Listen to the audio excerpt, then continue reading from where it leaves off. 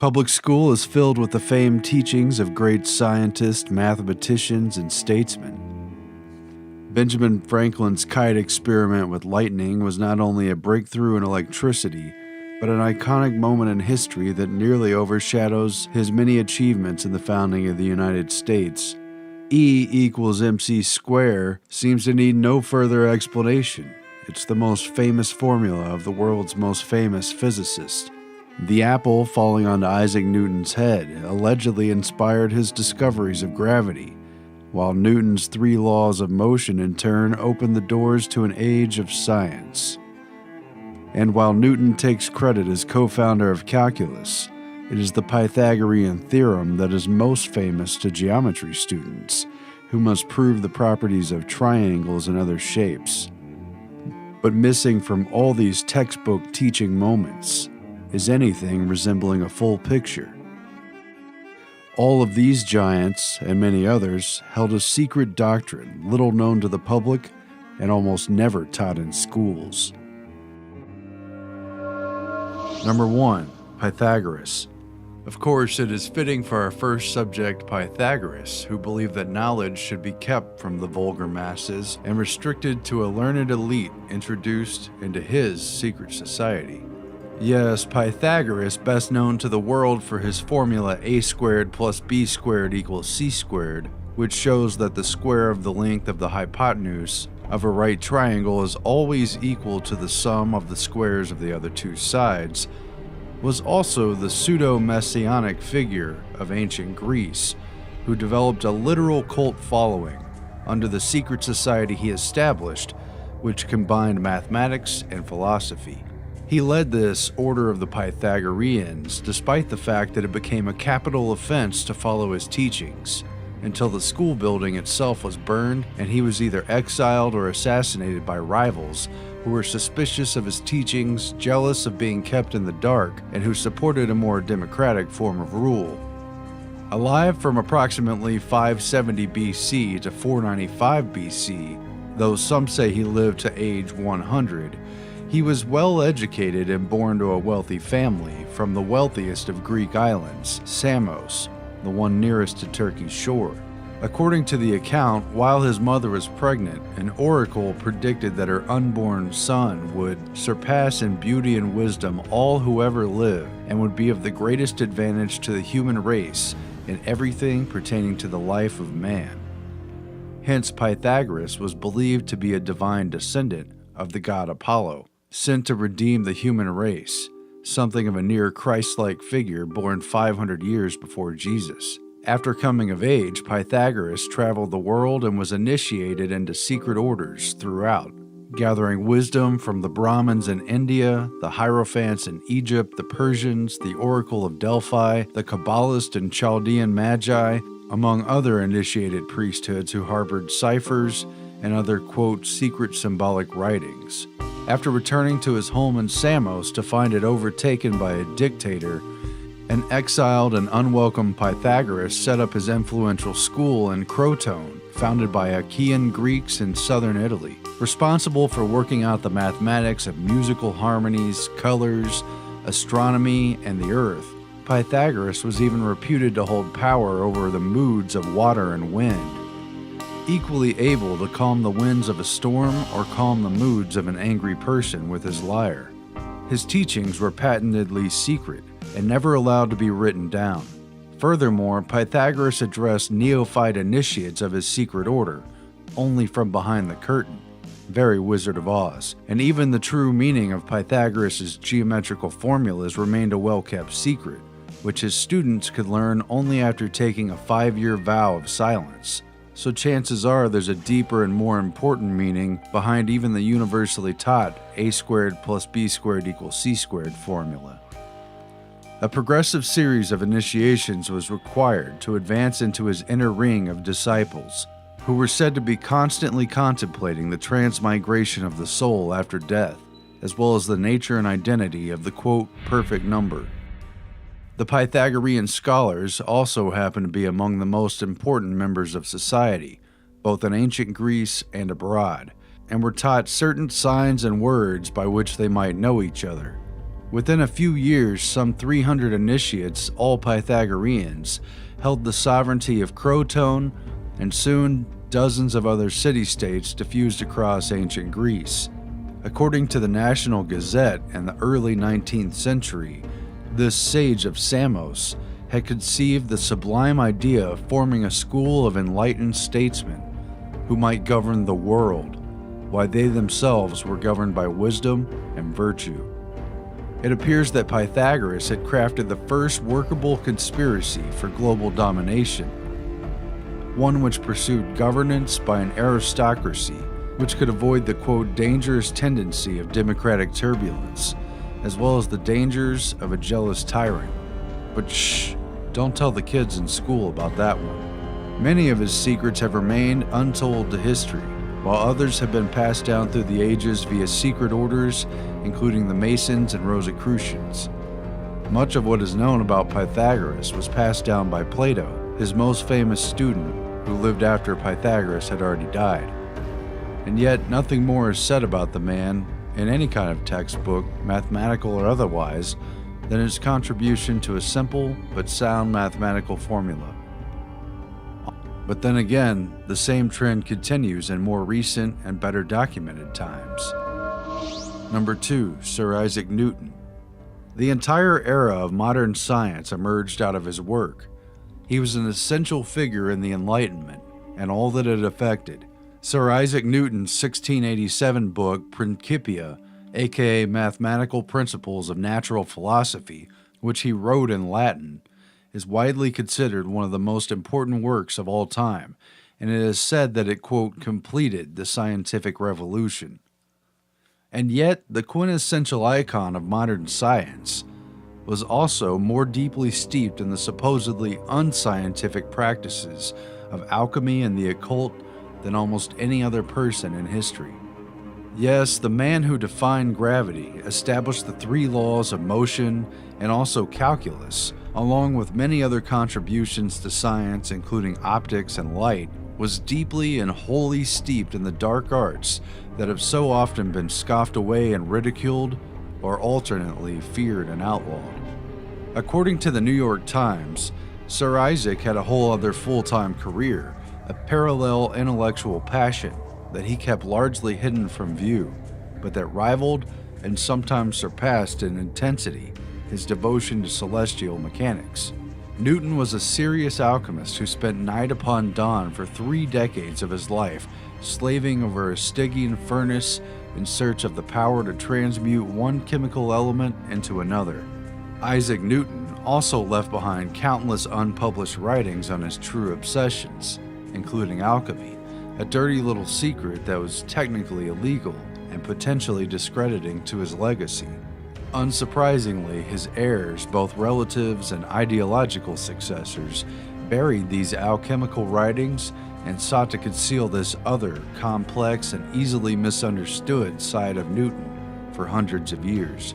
Loaded with millions of words and endless pages written on controversial and even heretical theological topics, his extensive dabbling in the dark arts and the bizarre codes prompted a consultant to Newton's heirs, who happened to also belong to the Royal Society, to quickly dismiss his writings as unfit for publication, in other words, best covered up and kept from the masses.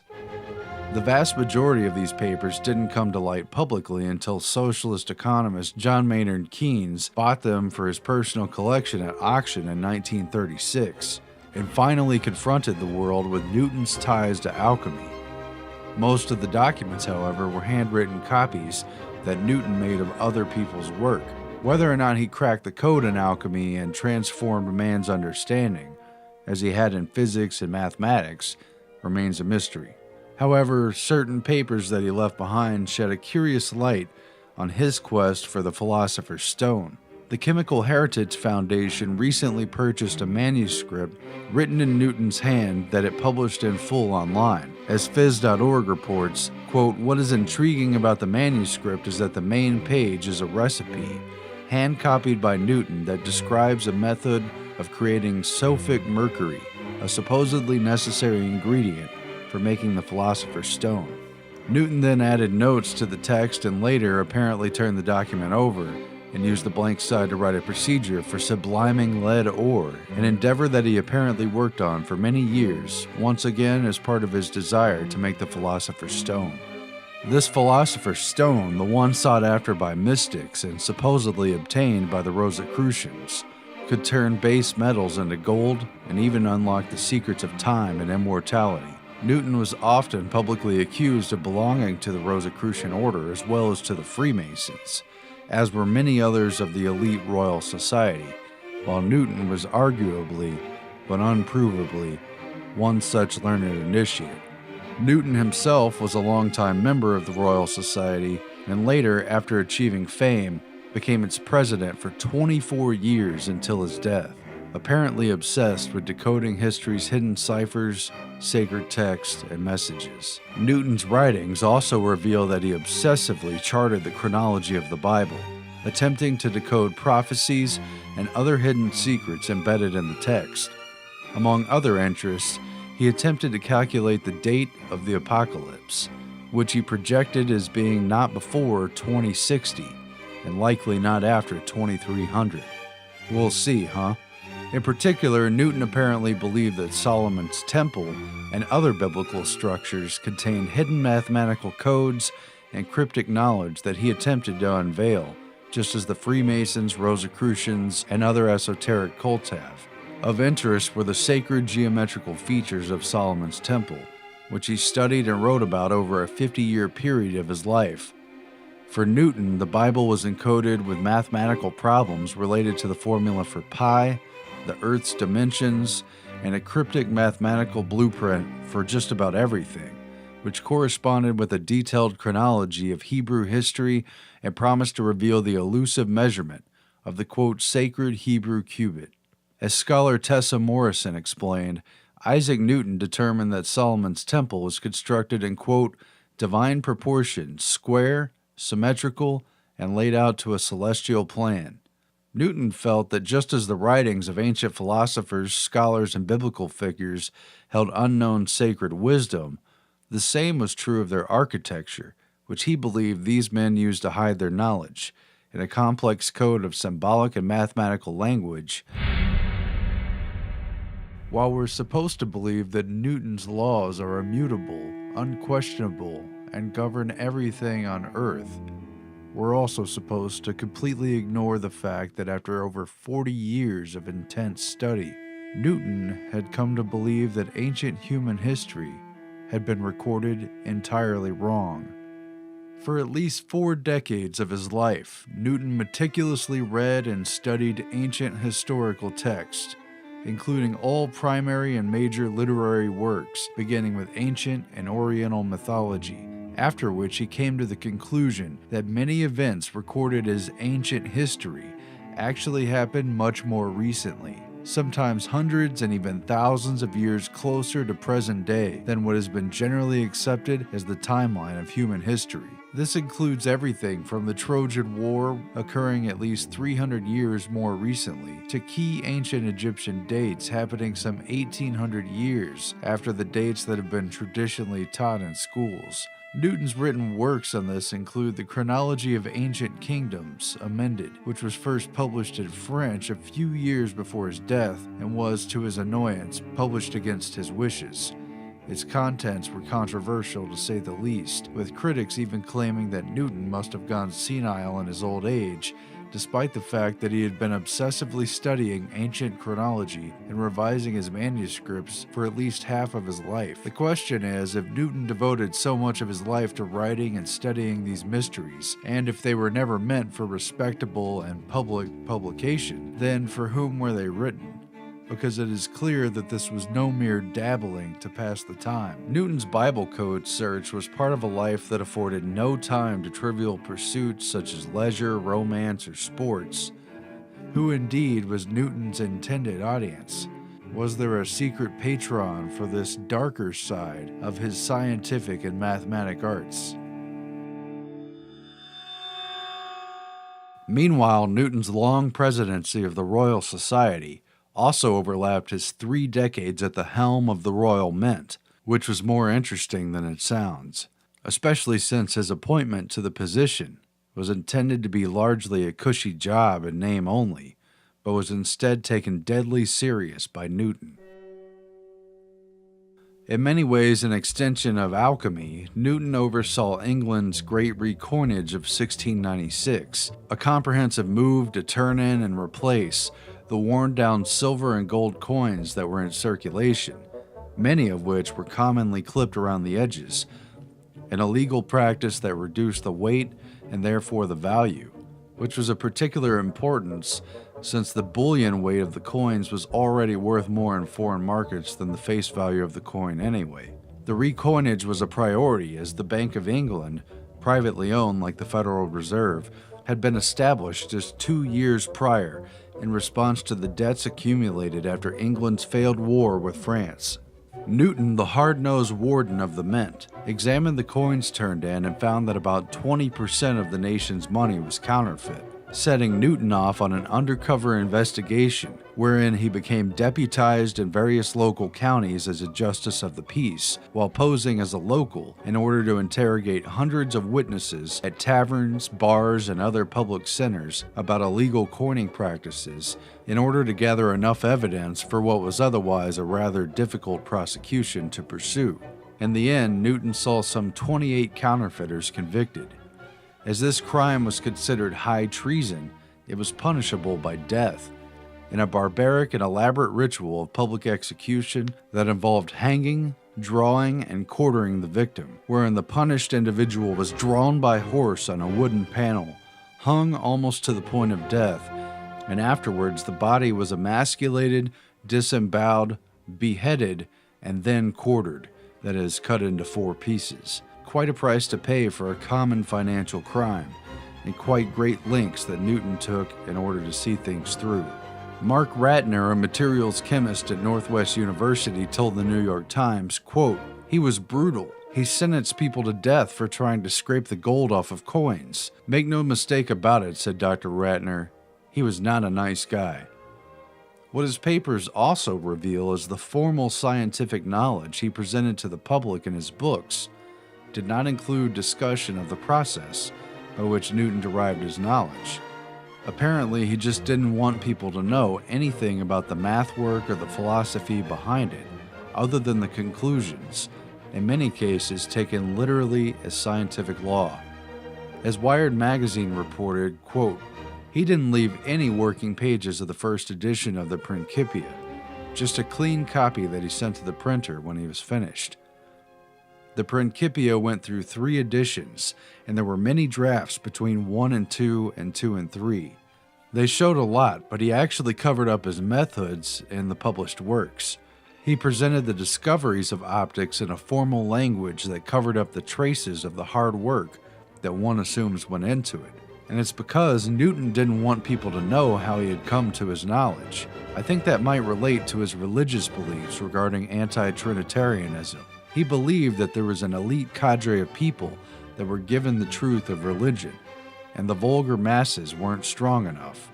End quote. So ultimately, Newton, a trusted knight of the crown and a scion of establishment science, held the same view as Pythagoras, that the truth should be confined to a chosen few who've proven themselves worthy, and everyone else be damned.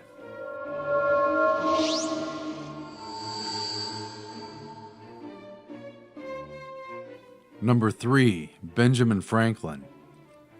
Benjamin Franklin, the guy with the kite, but also the inventor of bifocals, the lightning rod, and some weird glass harmonica that nobody uses anymore because it reportedly drove people crazy. He was once president of Pennsylvania, but never of the United States. However, he was the only American to have signed all 4 documents fundamental to the creation of the U.S., the Declaration of Independence in 1776, the Treaty of Alliance with France in 1778, the Treaty of Paris, which ended the Revolutionary War in 1783, and the U.S. Constitution, which he signed in 1787, just a couple of years before his death. And with only a couple years of formal education and an apprenticeship under his brother as a printer, he became an avid author, witticist, publisher, scientist, and even the Postmaster General, first for Pennsylvania, then for the British Crown and the American colonies, and later for the United States. He became the Grand Master Mason of Pennsylvania before he was even 30 years old, and remained active in various secret societies throughout his life, including the notorious and debaucherous Hellfire Club that he frequently visited in England, while his hidden motives in promoting revolution in America still remain under question. Chief among them was Benjamin Franklin, a double agent working for Britain. Former CIA Director Allen Dulles himself admitted that Franklin was a spy master, for the Americans anyway, and while negotiating for a key alliance with France, he was supposedly maneuvering his spies in Britain and was continuously knowledgeable of fresh reports from military generals concerning the situation in the American colonists as it was told to the king, even as he himself was surrounded by spies and informants in Paris. Dulles writes, quote, "How many spies surrounded Franklin, and how many he himself had in England, we shall probably never know." One such spy was Edward Bancroft, another American who was Franklin's chief assistant in Paris, and who was outed by the British a century or so after the Revolution as one of their top assets and a close confidant of Franklin's. Historian Cecil B. Curry and author Richard Deacon uncovered a different story after examining 18th century papers from the British Secret Service and finding evidence that the beloved, quote, "first American" was in actuality a British agent referred to in dispatches as number 72. Cue the James Bond music. Doo-doo, doo-doo. And that Franklin, as a British mole and double agent, was actually working hand-in-hand with Edward Bancroft and other notorious spies on the British payroll, who were just as interested in penetrating the inner circle of French power as they were at understanding and undermining the American moves. Curiously, Franklin later shielded Bancroft from accusations of betraying the Americans and even denounced his accusers. Moreover, Richard Deacon alleges that the Hellfire Club, to which Franklin belonged and frequently attended during his extensive time in Europe, was more than just a secret society orgy site for wealthy rakes that met underground in a cave beneath a church, where they conducted mock satanic rituals and wore monk robes and masks while cavorting with prostitutes who called themselves nuns. The Hellfire Club was also cover for meetings between British spies and a secret weapon of British intelligence, which may partially explain the presence of the famed American scientist and diplomat, who was reportedly known there as Brother Benjamin of Cookham. The leader of the Hellfire Club, Sir Francis Dashwood, at one time Britain's Chancellor of the Exchequer, as well as its Postmaster General, was also implicated as a spy and was a close confidant of Brother Benjamin, who not only stayed with Dashwood at his residence, but co-authored a heretical book on the Church of England with him. Dashwood reportedly boasted in his later years that, quote, "Brother Benjamin of Cookham remained our friend and secret ally all the time he was in the enemy camp," unquote. Another one of Franklin's close associates and fellow Hellfire Club members was the notorious French diplomat and spy Chevalier d'Eon de Beaumont, an androgynous man who frequently dressed, apparently convincingly, as a woman and even infiltrated the Russian court, successfully becoming lady-in-waiting to Empress Elizabeth. During this life of fame, achievement, and duplicity, Benjamin Franklin apparently passed along detailed information about American shipping activities and kept the British in the loop on palace intrigues in Paris, as well as nearly every move of the American diplomats in France. If the theory holds true, and Franklin was number 72, he appears to have served two masters, and reportedly held the idea that a free America was ultimately somehow compatible with an all-powerful British Empire, while he meanwhile apparently also hedged his bets on a land speculation claim under the British Grand Ohio Company for territory in Virginia that he would gain if and only if Britain, rather than America, had won the war. And as if that weren't enough skeletons in the closet, there's also the matter of the 10 bodies found buried beneath Benjamin Franklin's number 36 Craven Street residence in London. which included the bodies of 6 children who were apparently buried there during the American Patriots' time of residence while representing Philadelphia before the court of King George III. Modern history, however, has vouched for the Founding Father by attributing the macabre scene to his roommate, Dr. William Hewson, an anatomy student and, like Franklin, a member of the Royal Society, who apparently set up a lab in the basement while examining cadavers surreptitiously obtained from local cemeteries, which were already dead when they arrived at his former residence. But there are many reasons to question whether these corpses were part of something more sinister, including why so many of them were of children, for indeed Franklin and his dubious cohorts have kept many secrets from us all, and were known to engage in, some rather questionable rituals. After all, who would bury nearly a dozen bodies, the majority of whom were children, in the basement, all while the rest of the tenants in the house, including Hewson's own wife, children, and mother-in-law, not to mention Franklin, had to smell them? Whatever the case, it was enough for the modern-day relevant authorities to open an inquiry, dig up the remains, and raise eerie alarm bells in the media. In total, what is it that's behind the mysteries, intrigue, and contradictions of one of America's most famous and well-respected patriots? How did he rise to such prominence, and to whom did his true allegiance lie? It's worth noting that Franklin's own illegitimate son, William, publicly at odds with his father, remained a British loyalist throughout the American Revolution, even after he was arrested as a British spy.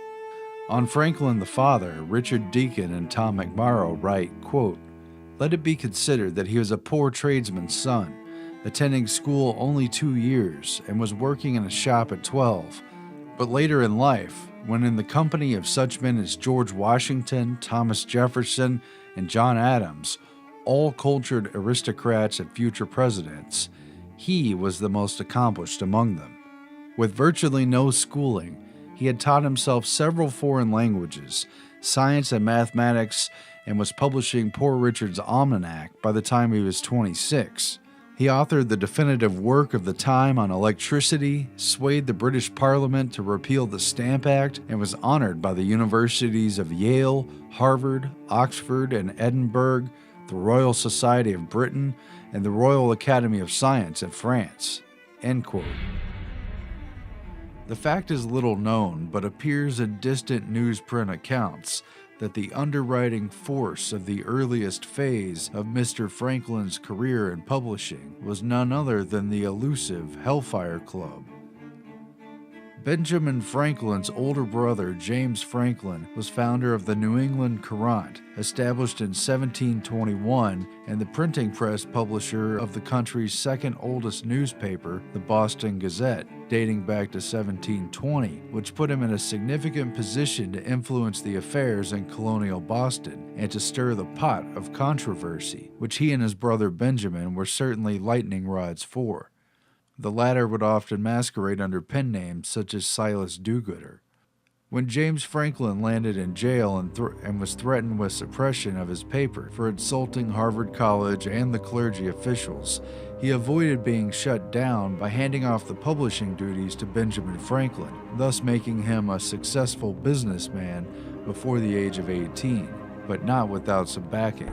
Both Franklins were relentless in attacking establishment figures of all kinds and provocative in every move, sowing the seeds of rebellion early on, not to mention creating a great deal of mischief, all while few suspected that a secret fraternal order were supporting them from the shadows the entire time, with an agenda that would prove to play a role in altering the course of society in the colonies. While there's plenty of room in history for the rare genius, one should not dismiss the works of a larger agenda either. It appears that the ciphers, secret dispatches, and even hidden ink messages were a staple of Franklin's life, and not merely the part of the plot of a Nicolas Cage American Treasure movie. How does that account resonate with the patriotic fervor of the 4th of July or the quaint accounts of Franklin as a lovable, witty, and jolly elder statesman that all Americans feel in the course of their bloodstream? Of course, such a man as this is too much a giant of history to question. and too nuanced to pick apart. Number 4. Albert Einstein. Even Albert Einstein, the 20th century's most famous and celebrated scientist, had his ties to the occult. In particular, it is clear that Einstein was intimately familiar with one of the best-known esoteric personalities, a self-professed spirit medium and the co-founder of the Theosophical Society, Madame Helena Blavatsky. In fact, according to multiple sources, including his own niece, Einstein always kept a heavily annotated copy of Blavatsky's The Secret Doctrine, published in 1888, on the desk in his study and promoted it to his colleagues. Journalist Jack Brown paid Einstein a visit at his home and saw the book on his desk and asked Einstein about it, prompting Einstein to read a few passages aloud, after referring to it as the Bible of the Theosophist. Some believe that Einstein's intense study of Blavatsky's work is the true source of his inspiration for E=mc². Whatever it was, it certainly wasn't decades of experience or an encyclopedic understanding of scientific literature. Einstein was only 26 years old in 1905 when he wrote his Annus Mirabilis papers, a miracle year during which he not only derived the infamous E=mc² theorem, but during which he also published 5 key articles that would contribute substantially to what is today modern physics and completely change scientific history. During what was considered his most productive year ever, he came up with the theory of special relativity, mass energy equivalence, from which E=mc² is derived. He analyzed Brownian motion of microscopic particles in liquid and figured out the photoelectric effect, which was the paper that eventually won him the Nobel Prize in 1921. By all appearances, 1905 was a miracle year indeed, as Einstein apparently lacked access to sufficient scientific reference materials and had only his training at the Zurich Polytechnic School to draw from, as well as his own books and an informal study group to fall back on. He had, however, worked in the Bern, Switzerland Patent Office as a bureaucrat since 1902, his first real job. Perhaps a rather inspiring place to gather ideas, indeed. Wink, wink. How so many breakthroughs fell into Einstein's lap all at once remains a source of mystery and heated debate to this day. On the 20th anniversary of Einstein's death in 1975, Time magazine quoted physicist Richard Feynman as saying, quote, "I cannot understand how Einstein arrived at the intuition leading to E=mc², considering the level of scientific knowledge at the time in 1905. At any rate, even the most rigorous scientific minds cannot ignore the profound influence that rather unscientific pursuits have had on the most celebrated and important developments over the past 4 centuries, and even before. And perhaps there is much more to the story than we know."